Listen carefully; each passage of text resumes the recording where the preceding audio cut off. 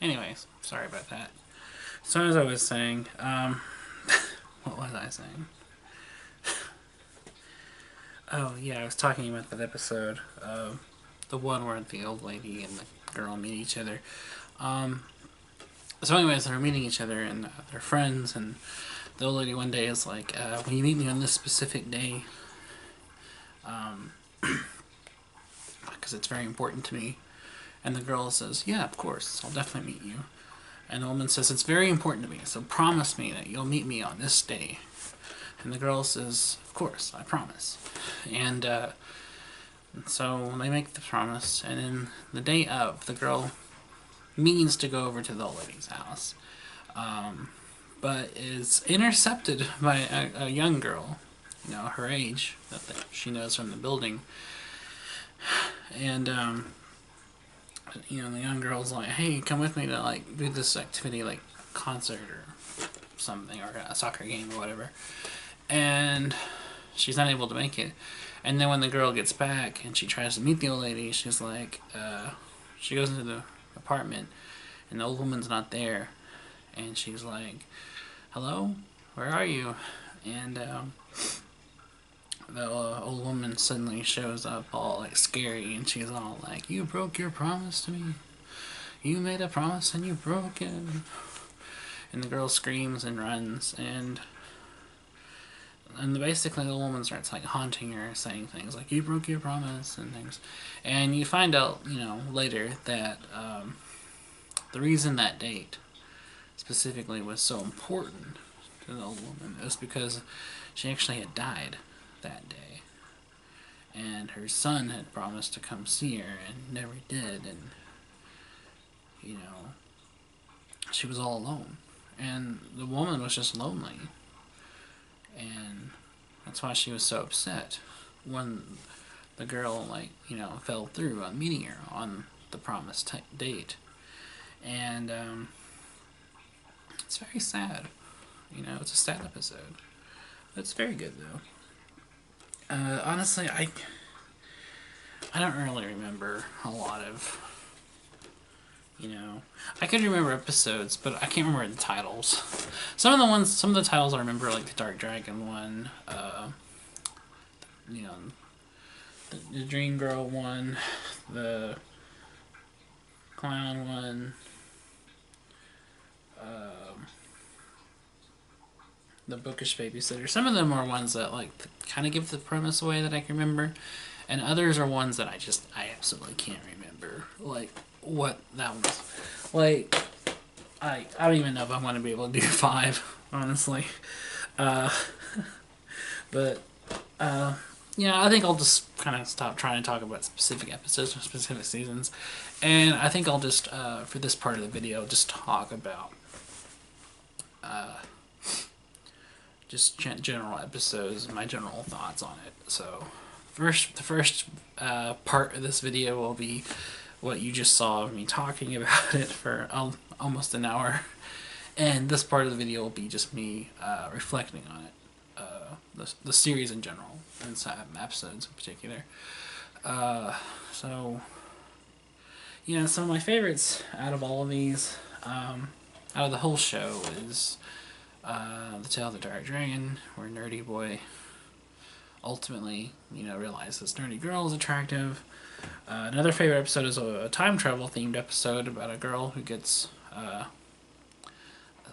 assigned a locker at a new school, and like takes her back in time to the 60s when there was a lab accident that killed this ghost girl. Another favorite episode is the comic book one, because that was fun. The one about the kid pissing off the evil clown was also fun. I think his name was Zebo.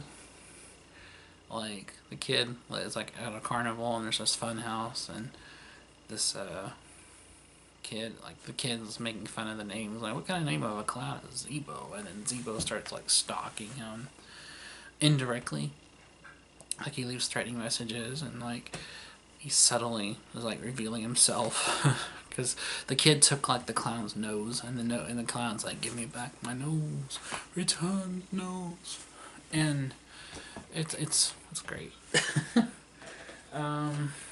What other some favorites of mine?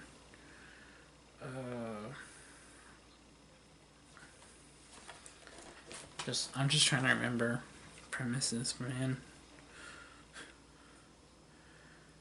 The prom date one was interesting, where the girl was a ghost the whole time. I really like that one a lot. That would be like in my top 5. Um, the Leprechaun one was okay. The librarian one was fun just because of how interesting that premise of stealing people's voices is. I find that interesting. It's just a story idea. um, the occult one was interesting. But the girl who died in the fire. I like that one. There's some I haven't even talked about that are interesting, or at least kind of funny. There's one called The Tale of the Dangerous Soup. And I remember that one just because it was stupid. That one was interesting because that was about this restaurant. You know, who has this new chef come in, and he's like this mysterious character. And this is a character that's actually shown up a few other times in the show. Kind of like Sardo, he's a recurring character, and he's a... Sardo is not a bad guy, he's just inept and bumbling. This guy actually is like a villain, and he's very suave. So he's like this mysterious, elusive figure that comes in and out of the show and appears in different stories. And he, in this one, is a chef. He pulls out of nowhere and is like, I'm a master chef and I'm known for this excellent soup. And this soup is delicious, everybody loves it, and the restaurant is making, buku money off of it. And it's about this young cook and this young waitress. Or no, he's a young waiter and she's a young waitress. They kind of get tangled up in what's going on, and they find out that the reason the soup is so good is because it's made out of people's fears. Like, the evil villain guy, like, pits people in a room, and there's, like, this gargoyle statue that comes out, and it'll, like, project, like, hallucinatory visions of, like, what you're most scared of. And it collects this fear into, like, a physical form. He's like these green drops going into a bottle, and that's what he uses. It's really weird. It's an out there idea. Like, I mean, it's very strange and morbid, honestly. I think the idea, people love the taste of other people's fears. They find it delicious. I think that's interesting. It's really dark, but it's interesting. Kind of dumb when you think about it. It's kind of a dumb idea for a story, but nonetheless, I find it intriguing. And the Ghost Pirates one was fun. The Phone Police one was fun in an urban legend kind of way.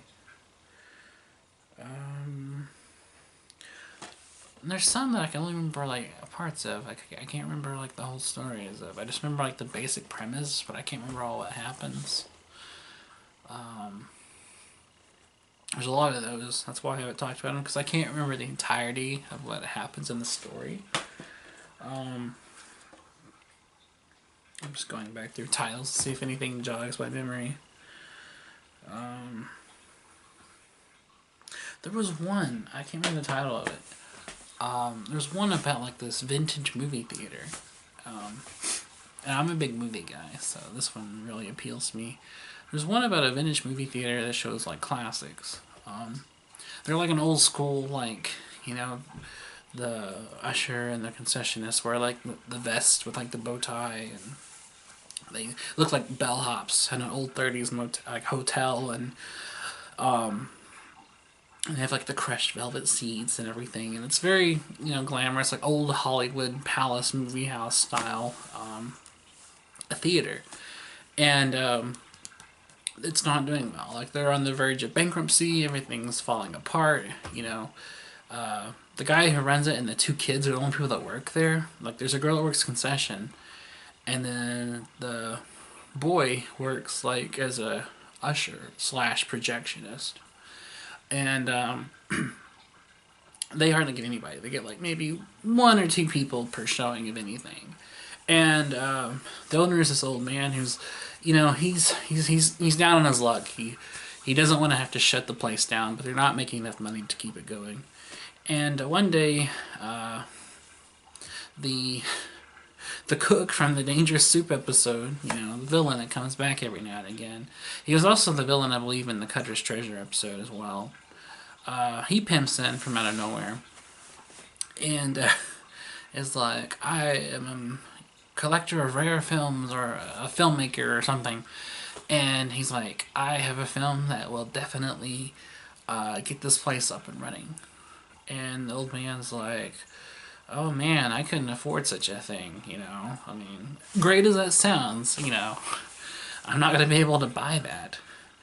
And Mr. Villain is all like, don't worry about it, Not that he actually sounds like, Vinnie Barbarino, but he's like, don't worry about it. Good. Mr. Carter. Anyway. So, the old man is desperate. He wants to get some money flowing to get the place, still maintain it. So he accepts this offer and he starts writing this film. And it's like an old, silent film, black and white, kind of vintage, very looking movie. It looks like it's about a vampire, and it looks like an homage to the 1920s. Nosferatu, vampire flick. It looks like it's a tribute to that. Because there's parts where you see it on the screen, and it gets everybody in town. Everybody in the whole fucking town's coming to see it. They're getting booked up shows, and it's full, and they're doing business is booming because of this movie, and people are coming again and again to see it. And turns out it's not an innocent little movie like everyone thinks it is. At the end of the episode, it turns out one of the main kids gets trapped in the film, or the vampire dude comes out of the screen or something. Something like that happens where it becomes very meta, and basically I think they defeat it by shutting off the projector.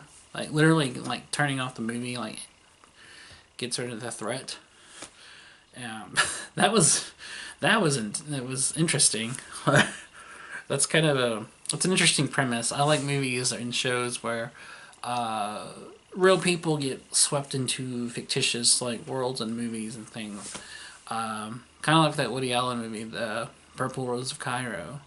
How a character in that movie comes down into the real world. I find that interesting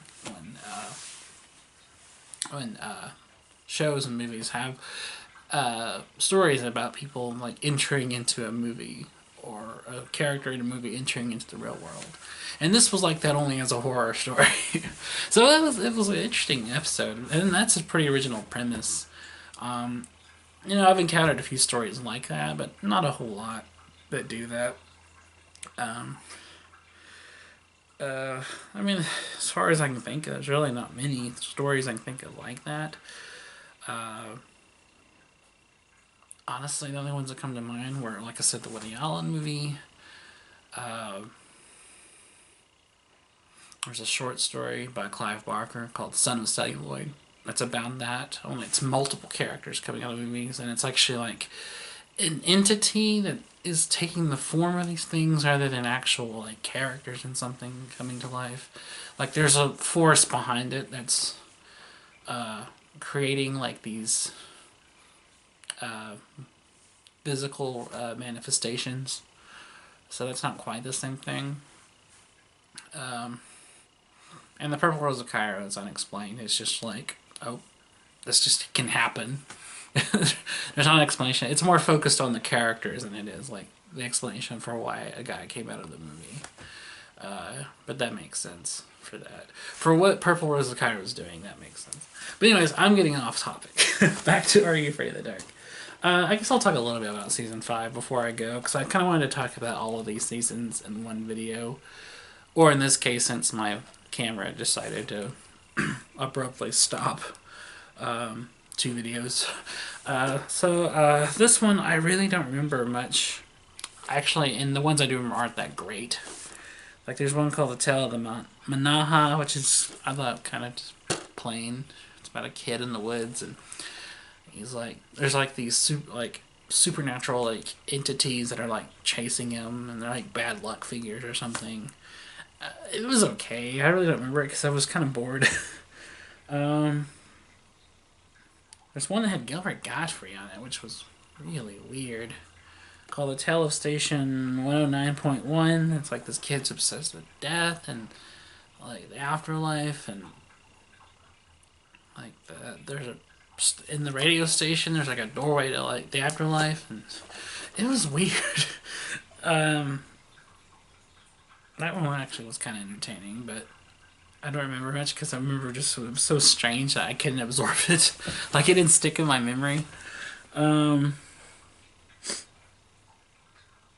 I can't remember what some of these other ones were. Like some of these I can vaguely remember titles, but I can't remember what they're about. I will say the last episode of both the series and actually the whole series was actually pretty memorable, and probably the most memorable of the show for a lot of people. It's called The Tale of the Night Shift, and it's about these kids that are working in a hospital, and there's a vampire going around. But the thing that makes it memorable is there's a part where they show the vampire. It's actually very, very creepy. It's actually very scary. Like, they went all out on the makeup. It looks more realistic than what they typically did from the special effects for the show. It's quite disturbing, actually. Like, I think they knew, like, the show's over. We might as well just do one last hurrah episode and just go all out on it. And, that was actually really memorable. And the premise of it was, like, there's a vampire going around the hospital attacking people, sucking their blood. And they figure out at the end of the episode to defeat it, they run its coffin into, like, the boiler and like burn it up, and like the vampire itself catches fire, and so you see this ghastly looking thing like just erupt in flames, and it's burning. And it's a great image to leave your children's show on. It's a good way to go out. so yeah, I mean, that's kind of just my thoughts on Are You Afraid of the Dark. Some individual stories. I still remember vividly watching some of the episodes. I mean, I watched a lot of it growing up, but I won't lie. There's a lot of it I don't remember. There's some that I actually do remember watching as they were airing, and I was a little kid at the time. There's one about a girl that was in like a dollhouse, and like her friend disappeared, and turns out like her friend was actually trapped in a dollhouse, and she had to like rescue her. I remember that one. I can't remember all of it, but I remember like I saw it when I rewatched this show, but I can't remember what exactly was going on. Because it's been a year or two since I watched these, and some of these I can vaguely remember, but some of them are like, oh, okay, I remember exactly what happened in this episode, and most of these are just like, oh, I can kind of remember it, and then some of them are like, I think I remember it. And there's one that was kind of lame about Melissa Joan Hart babysitting this kid in the country, and there's a ghost that's like, I'm cold. That was alright. That's all I can really say about it. It wasn't that memorable. But, yeah, overall though, just my general thoughts on the show. I really like it.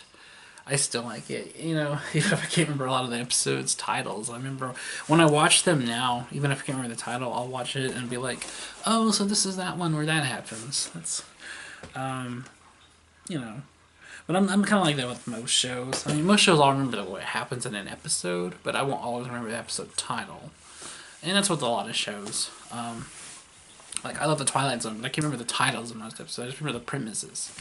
Or Seinfeld, or X-Files, or any other kind of show, really, that I like. You know, I don't know why. I can remember the titles through short stories and novels and poems and songs, but when it comes to episodes of TV shows, I can't remember a lot of the premise, a lot of the titles for them. So that's just how I am. But yeah, some of these remind me of like I said, urban legends, folk tales. Some of them seem to be based, in that tradition of passing on folk stories. Some of them are kind of more out there. Some of them are more kind of like standard, what you would think of for like a show like this. There was one about a school where this brother and sister went to, where it turns out it was run by aliens, and they were like wanting to they were like brainwashing the kids to be mindless drones to take care of their eggs. So when their eggs hatch, they could overthrow the planet. I remember that one. I remember that one because it reminded me of a Goosebumps episode. Which, funny enough, Goosebumps was actually, the TV version was actually airing the same time as this show. And I watched that show as well, and I will be doing a video on that one as well. I don't know when, but I'll be doing that one because I gotta do more Goosebumps material. But Are You Free the Dark is much better. I mean, as much as I love Goosebumps, don't get me wrong. As you guys know, if anyone who's watched this channel knows, I did a whole series of vlogs of all 62 books of the original book Goosebumps series. But anyone who knows me knows I love R.L. Stine and loves Goosebumps, but I gotta admit, the writing and the stories of Are You Afraid of the Dark were just better. It was a better show. As much as I love the Goosebumps books, like, these were better. As much as I love the Goosebumps TV series, like, this is much better. This is, to me, no contest, a much better show than the Goosebumps show was. But I do like Goosebumps as well. Goosebumps is okay. Goosebumps is, I don't know, it's kind of night and day. Like, I look at Are You Afraid of the Dark and Goosebumps the way I look at Twilight Zone and Tales from the Crypt. Now, I like both of those shows, but Twilight Zone was very well written. It was very